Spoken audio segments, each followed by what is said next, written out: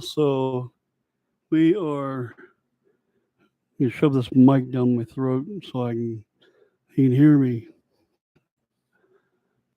Let's turn this up here. That's my spit thing. Anyway, there we go. Hopefully this one will be better. And so we're talking about the paranormal. Let's see if this does. And we'll hit paranormal. I'm gonna hit that. And I was right when I was talking about on the last part one. It doesn't say part one. It just talks about paranormal. And then this is part two, paranormal, because I had a hiccup happen. I don't know what happened, but I was talking um, about something, and then suddenly the screen just goes blank, and I was not happy. And so the video ended right away, and I don't know what happened. So it just went blank on me while I was talking, and so I had to start a whole new one. And I tried like several attempts trying to get it. Excuse me, on my picking my eyeballs, but I I tried a bunch of times trying to get it back to working, and it wasn't having it. So finally, now it is working. So so unbelievable. But you can look in the video comments as to what we were talking about a little bit. I put it in there a little bit about that. Let me see if I can grab the.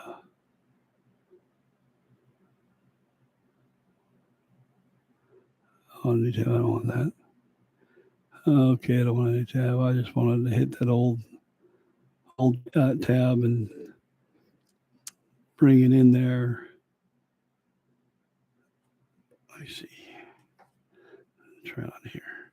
I got a that I sometimes look up things with. So let me try that and see. If I keep looking with my computer, it's gonna happen again probably. Okay. Here's the word.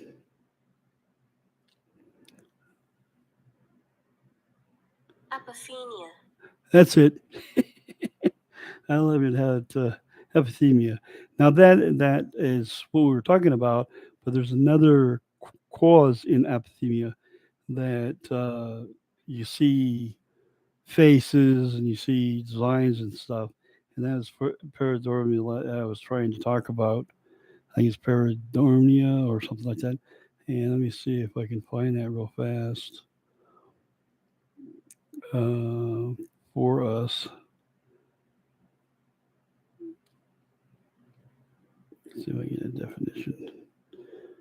DEF and with that.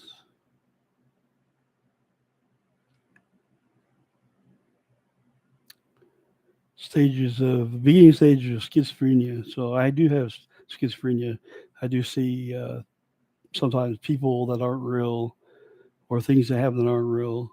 And I know that I'll see a person like standing next to me, literally standing next to me. I look at them and go, oh, okay. I'm getting like a Pepsi or something at a store, fountain drink. And while I'm getting this fountain drink, like this one time, this little girl was skipping, kind of like skipping, and she wore this outfit. She had dark hair, black eyes, kind of a black eye. I don't know if it was black, but dark eyes, I should say. I don't know if they're really black, but dark eyes, maybe brown, dark brown. And then she had black hair, and then she had this outfit on that was different colors. That was the little tassels on it. So like one color would be red, and then blue, and then and with little tassels all the way down to her knees, somewhere around there is where it stops. and it was a really nice, cute little dress. She probably was about 8 or 9 years old, and she was skipping all the way up to the fountain drink and stopped and just kind of standing there, moving and smiling at me. And I smiled at her, and I finished getting my drink. I mean, I only turned to a second, and then turned back to look at her, and she was gone. I mean, there's no way someone could disappear that fast. And there's a big place, and right behind her was not a petition, but it was some stuff for sale, like candy bars. And on the other side of it was candy bars, and this side was just cardboard. But she was skipping right in that area, and then around that is the bathrooms. She'd have to go around this petition thing, and I definitely would see her in right full view on put my drink in as she walked around, uh, for sure. But anyways, so I got my drink, finished it up, after she disappeared, and kind of looked around the room, didn't see anything anywhere, and then I got my drink, and I said, "Who's that little girl at the cashier that was over there?" And she said, "Nobody, nobody is over there. I didn't see anybody over there."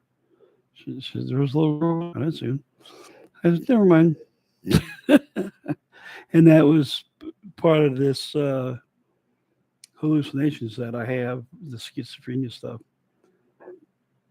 I haven't got down to really talking to somebody. I've had them talk at me or say something to me, but I haven't interacted like I say something, they say something back. I haven't had that happen yet, but I have them talk to me or show up right next to me or near me and kind of freak me out. So the little girl did that, and that just really blew me away. And I was just trying to find this other word.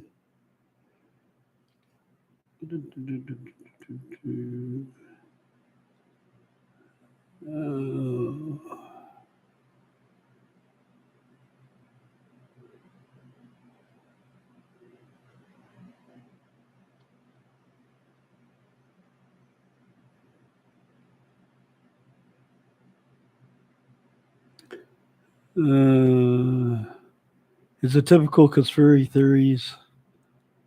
Coincidences may be woven together into a apparent plot.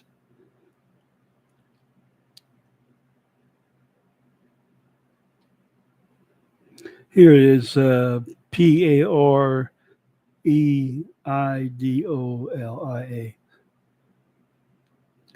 Let's see if I can get a copy of that.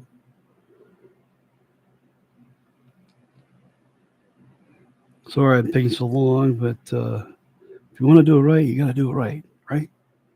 That's what they tell me.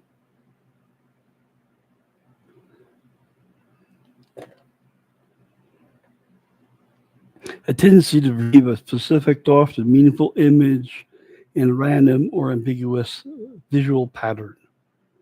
And scientific explanation for some people in Pandora or human ability to see shapes or make pictures out of randomness.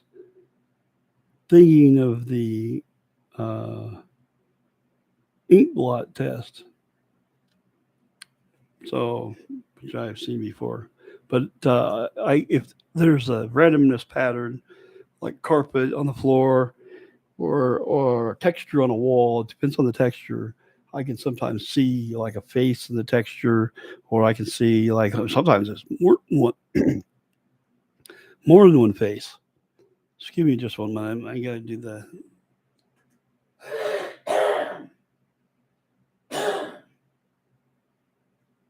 Yeah, it's done there, but Pepsi again. Nope, I'm not getting paid for Pepsi commercials. But if they want to send me a check, feel free to.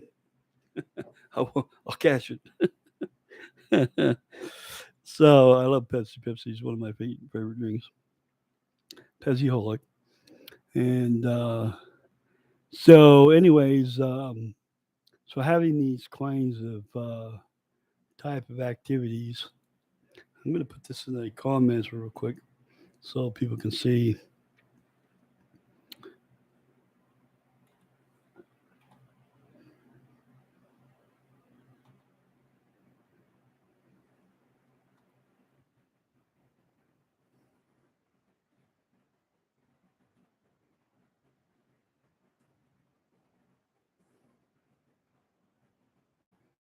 Do you have it?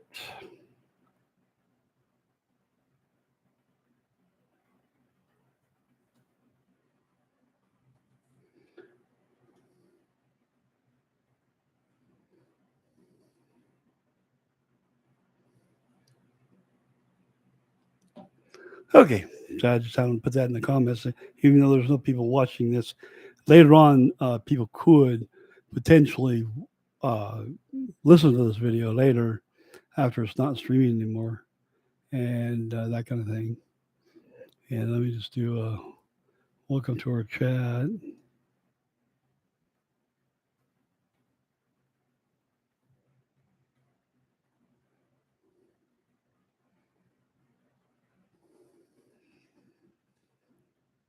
Remember to be respectful in the chat.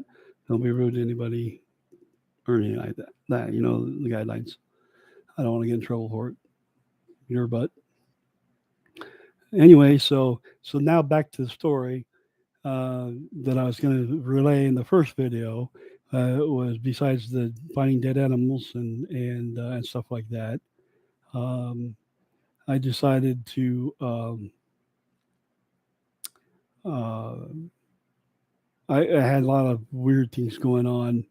I had this one friend of mine. I feel really bad. I really liked her, and I was just trying to impress her. I guess the wrong way.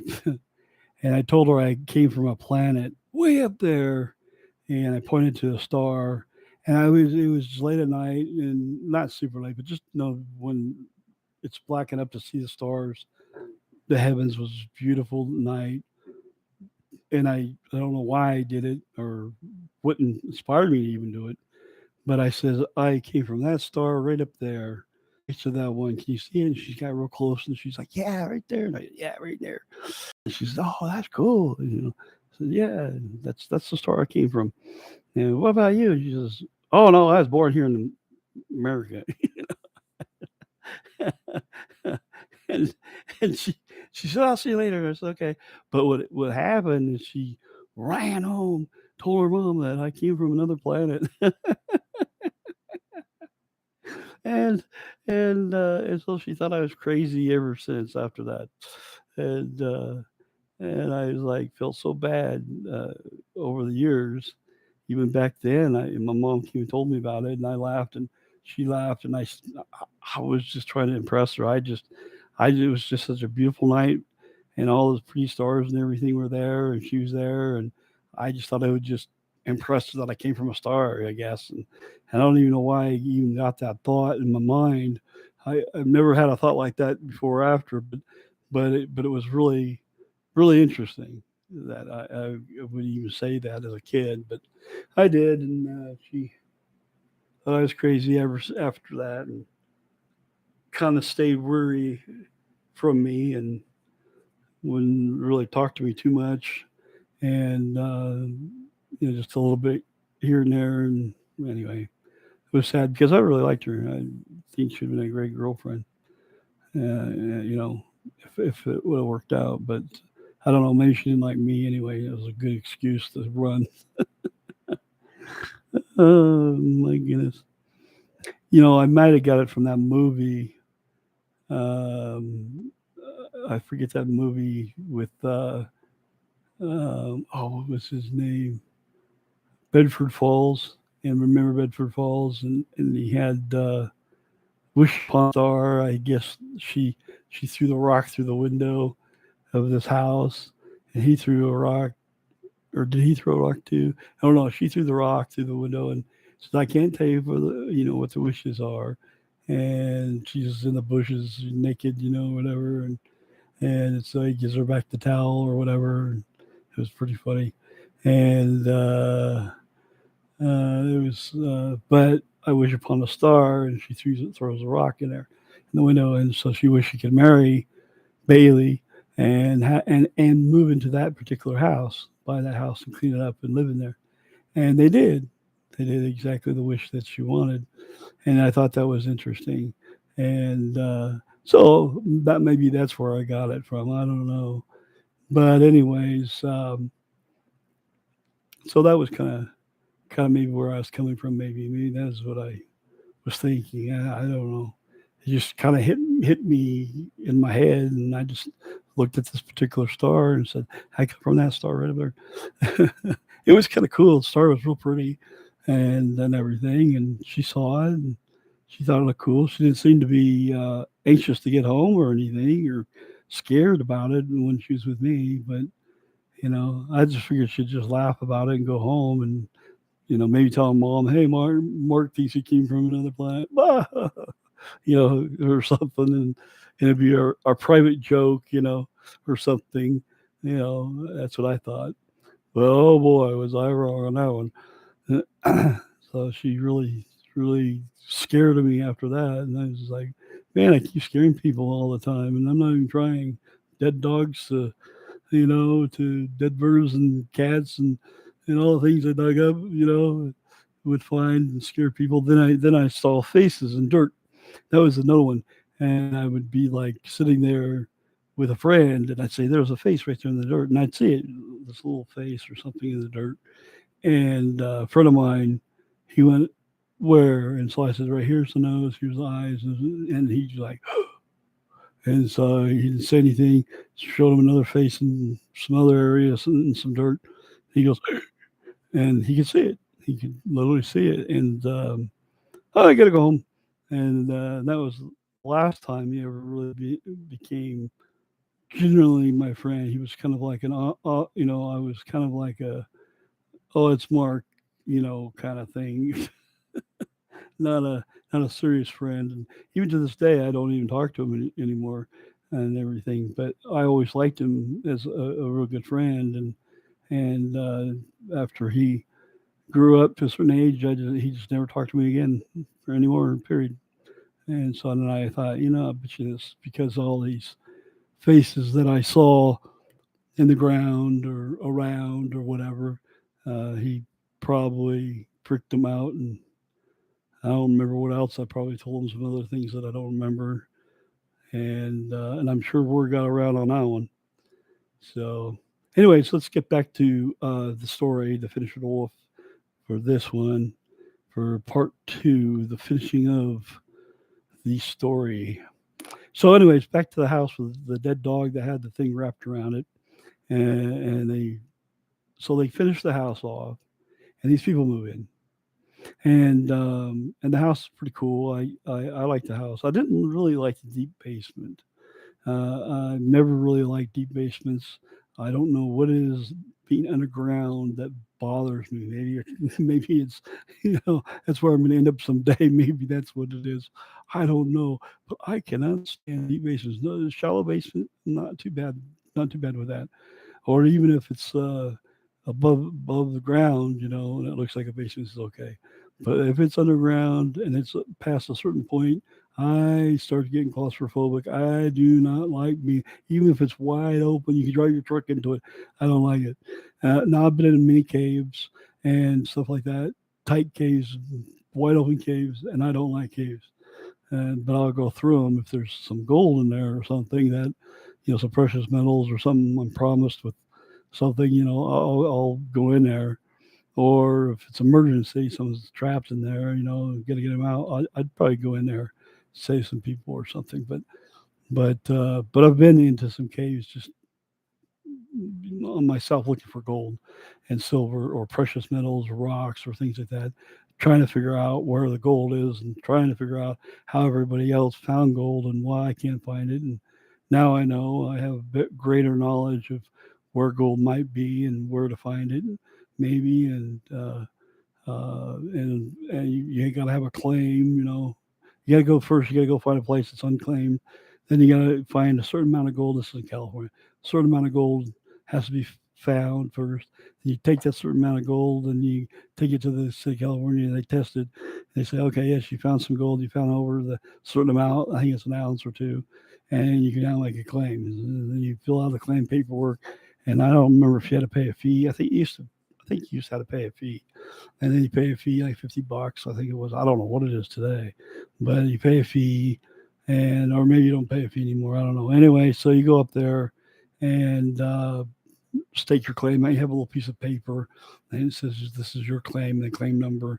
And you pound it in the ground with a stake, and you put several of these around your claim, however big it is, on the edges of your claim, maybe some others on top of that. You might want to put around there because people like to watch you, and they like to watch you see if you appear to be panning gold out.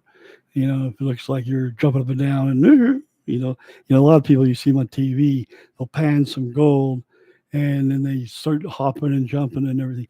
That is not what you want to do if you find some gold. And people on YouTube, you see them with all this gold in their pan. You don't want to be doing that because other people are going to come along, and when you leave, they start to work. So you take off and go home. They hook up a generator, lights, and everything, and start mining your gold. Then you come back the next day and you go, well, I guess it's panned out. Well, no, well, all night until 5 in the morning, people were getting your gold and you don't even know it. Then they put it back the way it was. They take a picture of it and everything and put it exactly back the way it was and split before you get there, even hiding their tracks, everything. I mean, it's right down that dirty. And they split and they got your gold. And then you're like scratching your head. Geez, I thought I had more gold than that in this. I guess it's panned out. Then you go out and start looking for some more, and you jump it up and down again. Oh yeah, that's a gold, yeah. Then 2 miles away, guys, you got a scope on you, going, oh, okay, let's take a picture of that. As soon as you leave, they come up there, and that's how they find their gold.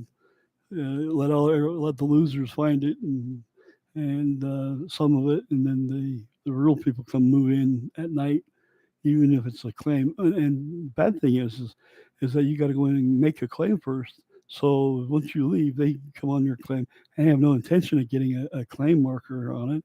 They just want the gold, so they come in and get the gold, take off. You make a claim on it, you put it up, and then you go back to the spot where the gold is, and there might be a little bit of residual still left, a little bit, but not the heavy payout that you were hitting in the beginning.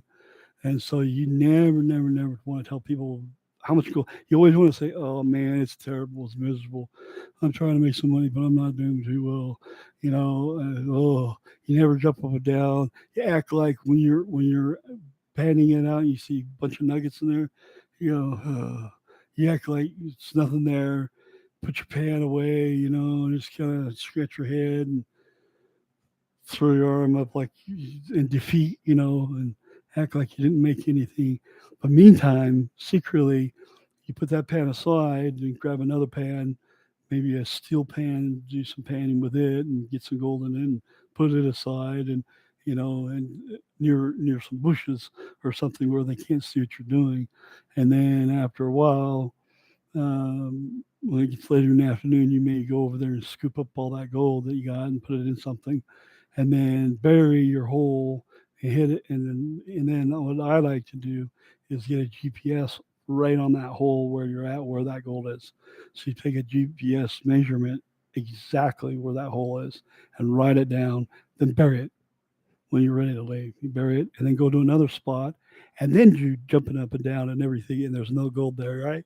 And you jump up and down, and you're throwing your arms in the air, and kicking your feet and everything. And there's no gold whatsoever, and you leave the pit open and you take off. And it's a long ways away from your last couple pits that you might want to dig a couple of them, and nothing there, nothing there, nothing there, and then you jump up and down on this third pit. But the first one or the second one is where you really hit your gold, and the last one is where there's no gold. The last three are no gold, but you act like you got a little bit hit, and you're looking around, you act like you finally hit a big one. Hey man, all the guys come over and look, oh, and all that kind of scene that you create. And then the people that are looking through their binoculars at you from far away go, oh, they hit it big, they hit it big. Okay, we'll go down there. And so then you take off, they go down there and they can't find a dang thing. And they didn't take pictures of all the spots that you're at because you didn't do jumping up and down things on those other spots. So they're screwed, basically. And then you come back and get your gold that you know exactly where it is. And you go there and dig it out and get it, and you might wait a week before you go back to that spot and get there. It might take a few days off.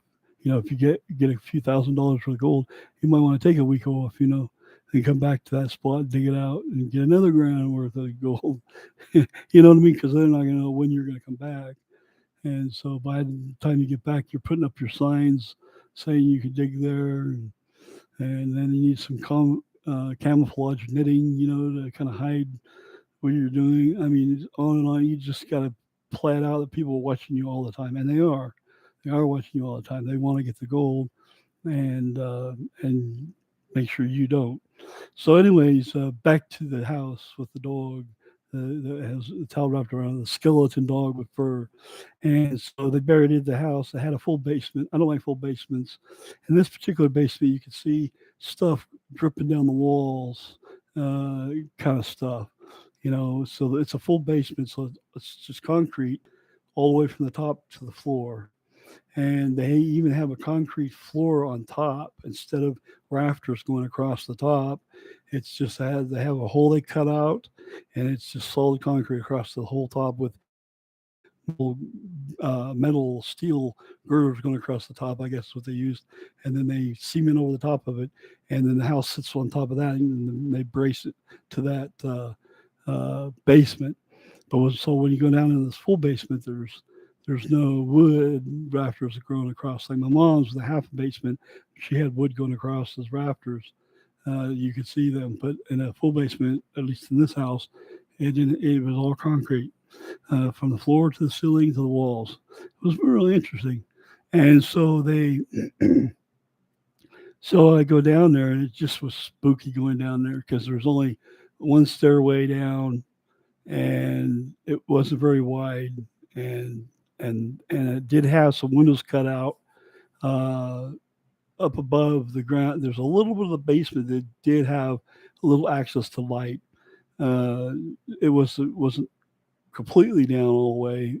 I should mention that, but about 2 feet maybe, and they cut a hole there for light all the way around and put some metal things in it. But the windows were really small, and they had to dig down a ways, then cut a hole in for a small window, went around the outer perimeter, and but it still wasn't very big windows, and it really didn't let that much light in because it was kind of deep down, under the ground level, and so the sun had to be just right to get any light in there. Anyway, so it kind of would this stuff would drip down the walls. It was kind of gross and kind of slimy. So uh, I learned that how to get rid of that stuff and make sure it doesn't come back. That kind of slimy stuff, so you don't have that on your walls. That's a whole nother story. And anyway, so I go down there a few times in that basement while they're building it, and I was just like, "Oh, scary!" And then they moved in, and I'm not going to say their name because I don't want to embarrass them with anything. But anyway, so they moved in to the house, and everything was fine. I mean, and I liked one of their daughters. She was younger than me, probably too young. I don't know, but anyways, I liked her anyway. I figured by the time I'm 20 something, she'll be 20 something, and and if she's still around, likes me, we'll hook up. That's kind of what my thinking was. But because I really liked her, she's a really nice gal, and we seemed to get along together well, really well, and not really love romantic way, but just get along as two individuals. We used to play and have fun together and goofing around, and just and she wasn't freaked out about the dogs they dug up dead or anything else. So I thought she's cool, and I found some jewelry one day. I don't remember where it was. I can't remember to this day where I found it, but it was like out in the middle of nowhere, and uh, and I was doing my usual thinking, help me find jewelry, kind of thought instead of a dead dog, help me find some jewelry. And sure enough, I found some jewelry. I think it was along the banks of a river or something, just some jewelry caught in the trees like it had been in the water or something. And it was some necklaces, and it appeared to be gold, but they weren't. Now that I'm older, I know they weren't real gold. They were just plated. But anyway, at the time, it was a nice catch, and I was like, "Hey, sweet, 2 or 3 necklaces," and still would have cost me quite a bit of money for those. So I got them, cleaned them up, and and made sure there was no dirt on them or anything, and polished them and everything. And then I waited for the right time. And one day she was hanging out of her window and called me, and I came over there and was talking to her and said, "Hey, I got something for you." And I said, here's a necklace for you. And she loved that necklace. She put it on and everything. It fit her right. She goes, "What's this for?" And I said, "Well, it's a necklace for you. You know, we wear necklaces." And I said, "Here, I got another one." And so I gave her like three, I think, three necklaces. And so she says, "What does this mean?" I said, "I don't know. It's a necklace, right?" And put them on, wore them. She kept them. Yeah, that was pretty cool. So I was like, all right. So she kept the necklaces. She didn't throw them at me, and she didn't pawn them, you know. And she didn't tell her parents. She just kept it between us. So that was kind of cool. And so I thought that was neat. Anyway, I keep sidetracking a little bit, but anyways, so she. I got to tell you another little quick story though. I shouldn't, even though I'm sidetracking. There was a time when we were at a store, and a friend of mine put his wallet up on the counter, paid for what he had, but he put it on the counter to his left. And then he's putting the stuff in a bag. You know, it's in a bag, but he's putting it in another bag. Or maybe it was a pack, I forget. Anyway, he's putting it in something, a bag or pack or something like that. He goes to reach for his wallet, and it's gone. Just gone that quick.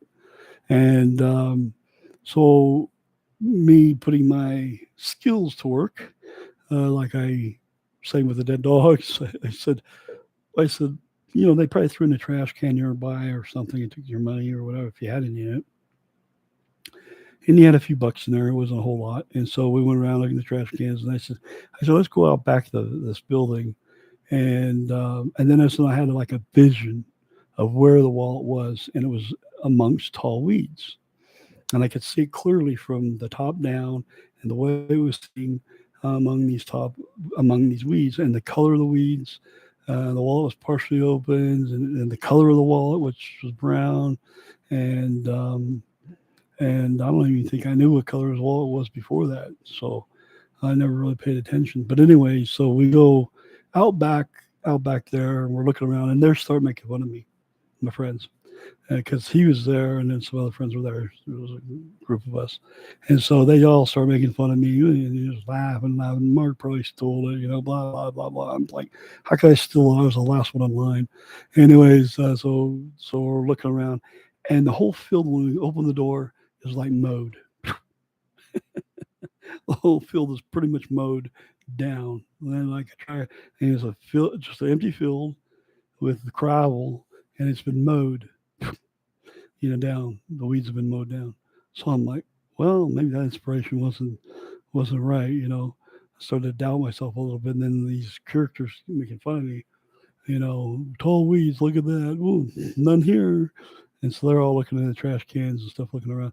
But there was a section over there that had some tall weeds. That went around, there was like a concrete, I don't know, slab of concrete, and it was raised up a little bit above the ground, like there must have been a building on it or something. And it wasn't very big; it's a small piece of concrete, maybe 12 by 12 or something like that, or maybe smaller. And so so I saw some tall weeds right there. It's the only place that had tall weeds in that entire, you know, I mean, this field was huge. I mean, it was probably, you know, 80,000 square feet, you know, or more. It was huge. And everything been mowed but around this one particular area. And I mentioned it to him. I said, hey, there's some tall weeds right there. And they all looked at me, yeah, okay, yeah, yeah, yeah. So I walked over to the weeds, looked straight down. There was the wallet right there. And I said, here's your wallet right here. But I didn't reach down or anything. Sorry about that. I got to scratch my nose. I'm not picking it. It's just scratching it. Anyway, so I point down like this and said, your wallet's right here. And they did not believe me. So, oh, I come running over. You must have placed it there. You must place it there. I said, how can I place it there? I just told you it's right here. And so they come running over there. And sure enough, there was just enough tall weeds to conceal the wallet, barely enough to conceal the wallet.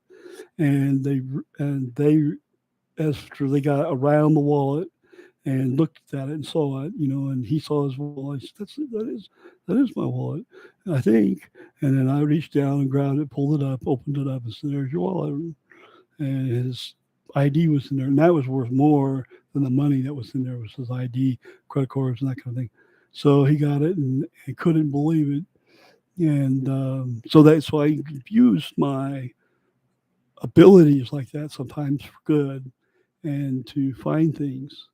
And doesn't always work. I don't always find things, but I don't always use it either. So um, another thing that I helped, it was this lady that lost her diamond ring, and they spent a lot of money on this. This was probably a 1 carat or maybe a 2 carat diamond ring, huge ring, not diamond zirconium, real diamond ring, at least $10,000 they spent on it. And so they had told me and a lot of other people about it, and it was snowy, and the snow was at the end of your driveway was about 4 foot tall, maybe taller. It was a really bad winter, and so I really liked this teacher. She was a really nice teacher, really nice person, and her husband was a really nice person. Just just good people. And I really wanted to find her ring, and she said she was getting the mail. Somehow it slipped off her finger. That's the last place she remember seeing it. So I walked over there, heading to school, and then I had this prompting to put my hand in the snow. It said, "Cast your hand in the snow, grip whatever's there, pull it out, and open your hand, and the ring will be in your hand." Now that takes a lot of faith, man, a lot of guts. So So at first I wasn't going to do it, and I said, "Yeah, right. I'm going to put my hand in there, devil's advocate there." And so I finally said, "Okay, okay, I'm going to do it. I'm going to do it." So I reached in there, plucked my hand in there, closed my hand, didn't feel anything but snow, pulled it out. This is right by our mailbox, and it was about just below the top of the 4 foot slope here of snow. Pull it out, over my hand, and there was the ring, just like it said, right in my palm of my hands. $10,000 diamond gold ring. I couldn't believe it. I was stunned. How would you feel if you did that? Had a diamond ring in there. So I so happy. I went up to her door, rang her doorbell, and knocked on the door, and she answered. And I said, "I got a present for you." And I said, "Here's your ring." And she just started crying and bawling and took the ring. And she said, we were going to size it so it would fit my finger better, so it wouldn't flip off. I have to take it off doing things all the time. And I kept telling my husband, "No, no, no, I didn't want to, get it resized, and it was perfect the way it is." And now I'm going to get it resized, and so we don't lose it again, and get some insurance on it too. And she gave me a hug, and I hugged her, and then I thanked her, and she thanked me, and she was just crying. I was crying, and then I left. I went to school. It was a nice feeling to be able to help somebody out, other than me. And $10,000 ring, not a kidding, not even a joke. So anyway, so I'd use my powers for that. Anyway, but back to the house with the basement. Flip it back to that. I know I keep avoiding it a little bit, not on purpose. Just thoughts come in my mind, and I'd like to share them. Anyway, so we're back at the house. The house is built. People move in. One of the daughters I like, she's kind of younger than me. I figured, when she gets older enough to past 18, and I'll be probably 20 something, and who knows, 19 years old or whatever, you know, she'll probably be 20, I'll probably be 22 or something like that. Maybe, if she likes me, we'll date, see if we have feelings for each other. We do. Hey, who knows? So, so that's what I was hoping to happen.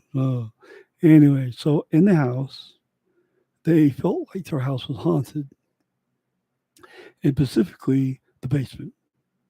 The basement was haunted, and I don't know the particulars of what was going on in the basement beyond a certain point.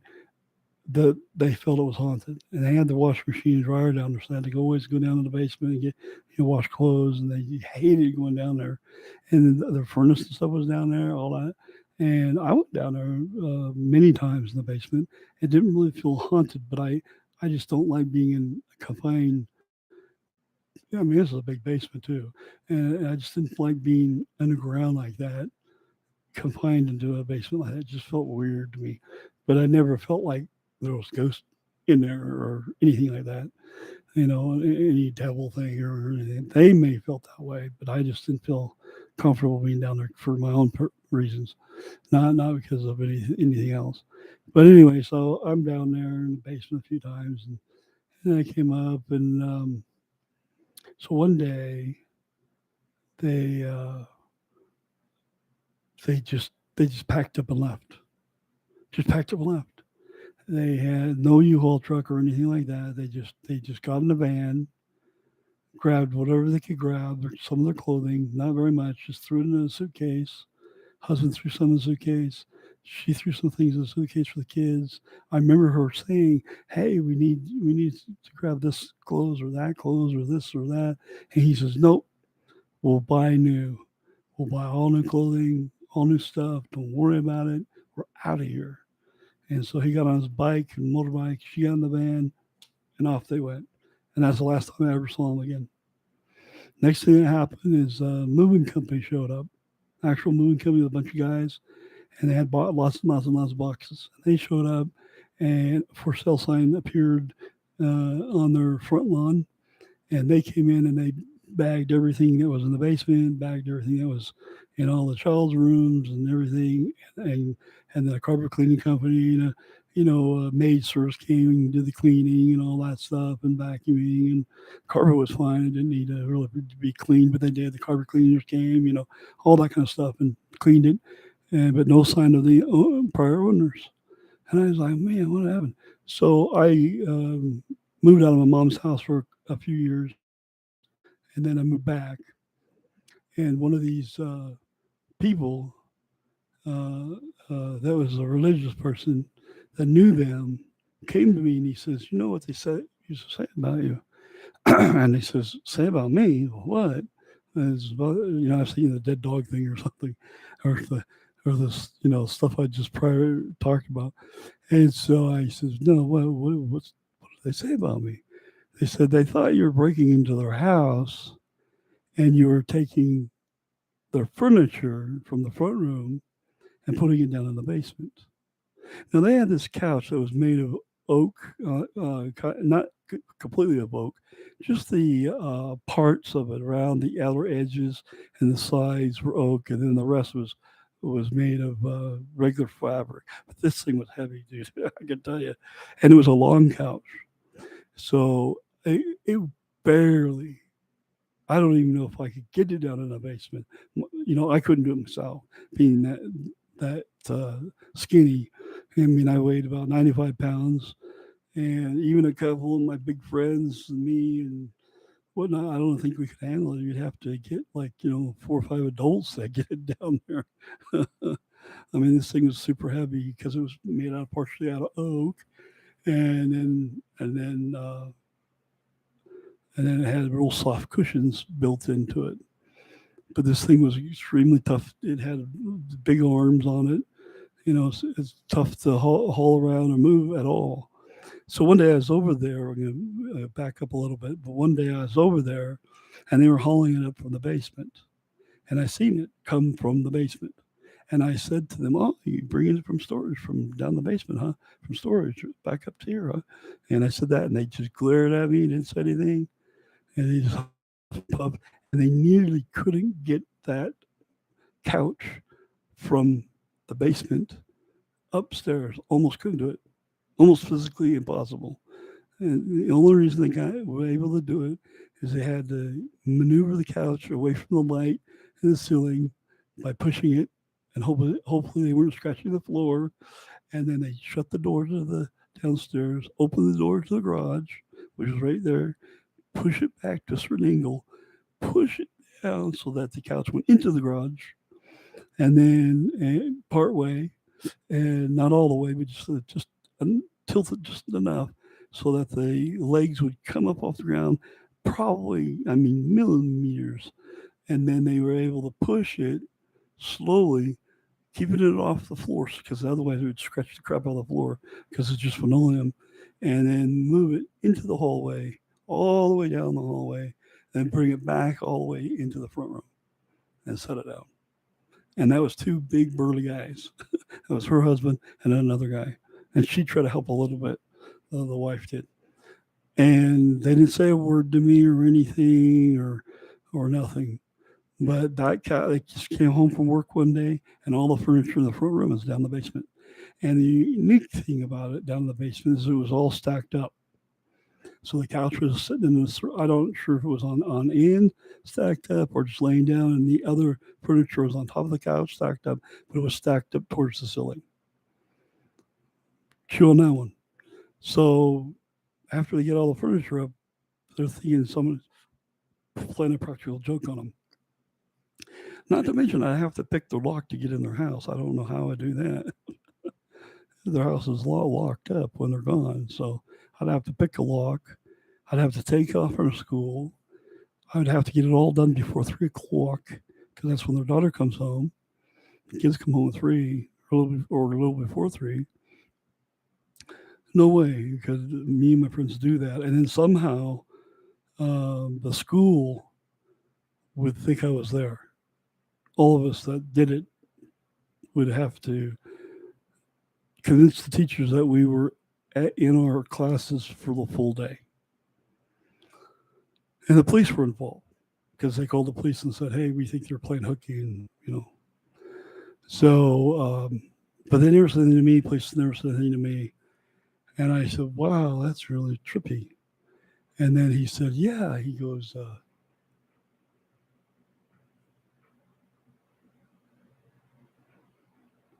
"Man, it almost sounds like a gun going off. I hear a little pop, pop, pop, pop sounds, either fireworks or gunshots."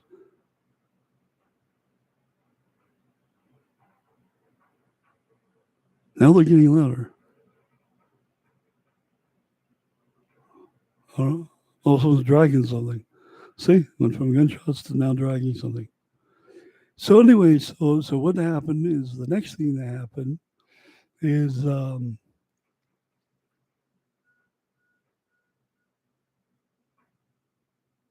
on a second.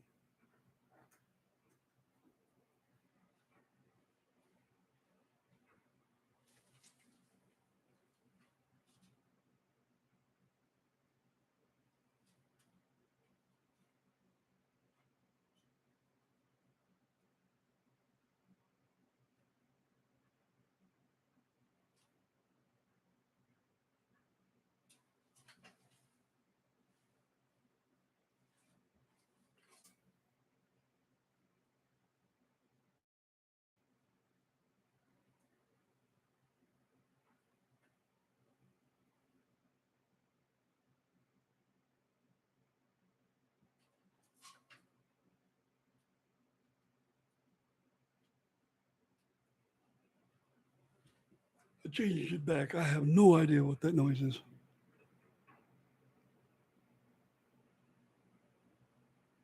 Weird. I have no idea what it is. Hope it's not something shooting people. Anyways, I don't see anything out there. It seems to be normal outside. Nobody running. So I don't know. Something sounds like something popping noise. So, anyways, so the guy says, "Well, then what happened? More happened." So come home another time, and all their kitchen stuff, all their plates, dishes, forks, knives, kitchen table, and all the kitchen stuff, including all the front room stuff, including that couch, was back down in the basement on another day. It wasn't right after. It was sometime later, maybe months. I don't know, but it is sometime later. All that stuff was now down in the basement again and stacked up towards the ceiling. So they had their minister come over and bless the place and stuff to stop this stuff. Now, interesting. Now, none of the kids' toys or none of the kids' bedroom was touched. So they never took like the beds from the kids' bedroom down there, which would have been easier. But they never took their kids' toys or beds or the beds of any of the kids' stuff. Just the front room and the kitchen. So now, and then they had their layman come in and bless the labs because they feel I was haunted. I think I would too. So then what happened after that? The final straw. So they're sitting there. Now I'm just well, I saw them move in, so I kind of watched them move in, and so I was just a teenager kid. What was I, 12, or something like that. So, anyways, when I was there, they had a bedroom and they had a big queen size bed in there. It was really nice. It was an oak bed, one that I wish I could have even to this day. Can't afford it. And then on the side of the room, on one side of the room, uh, they had a dresser made of oak, and on the other side of the room, they had a dresser made of oak. And at the end of their bed, they had this really nice oak dresser with a big mirror on it.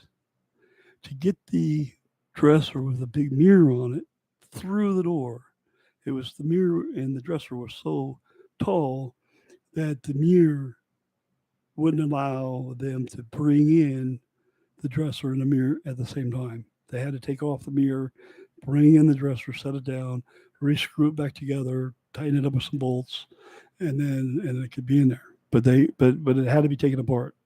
All the other ones fit in there. They had to take, but they had to take all the drawers out of every one of those because they were so heavy to get it in there. Even that they had to do. So not only did they have to take the big mirror off, they had to pull all the drawers out and set them aside somewhere, and then bring it in because it was so heavy. Then put the drawers back in on all of them, and then they had two nightstands with a lamp on them next to their bed where they sleep, right? And an alarm clock. Okay, and so they go to bed. They go to bed and go to sleep, and then they didn't wake up quite the next morning like they thought.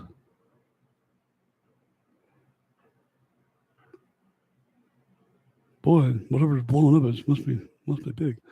Anyway, anyways, so they get down there. Um, they go to bed. They wake up late. I think it's a Saturday anyway. So they wake up.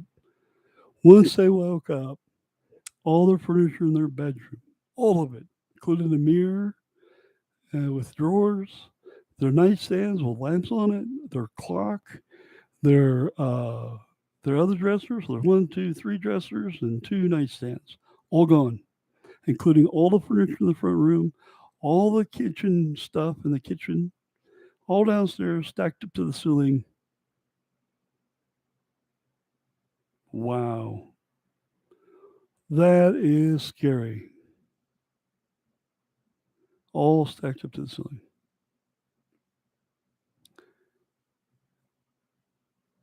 No more do they blame me for it anymore, or a bunch of kids. They knew it was paranormal. And once they woke up to that reality that morning, that's when they said, the husband said, "That's it, I've had it. I'm out of this house. We're not staying here another day. We're not going to even pack it up and move it or anything. We're just grabbing what we can grab right here. We're not even going down the basement to grab our clothes that are in the drawers or anything. We're just going to grab what we can grab, what we can see. We're going to put in the van. We're leaving. We're staying in a hotel, and we're never coming back." And so they moved and left, and then these older couple moved in, really nice older couple, and never had a problem. Never had anything like that happen to them.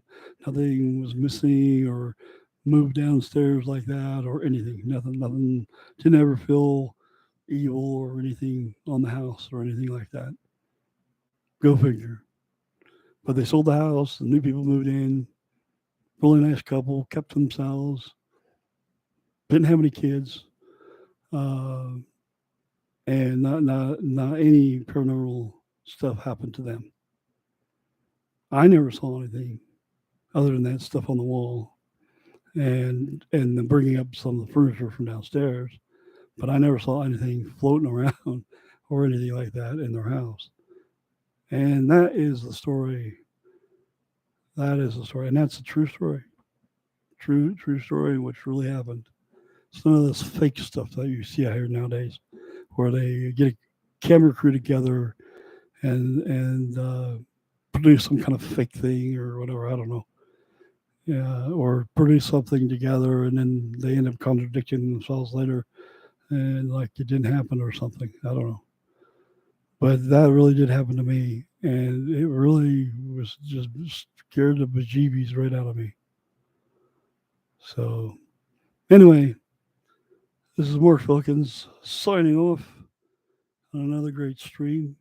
I got more stories for you coming up that I saw and was witness to, that I actually seen, not just from secondhand. And you have a great day. Please share and like. Here's my great sign.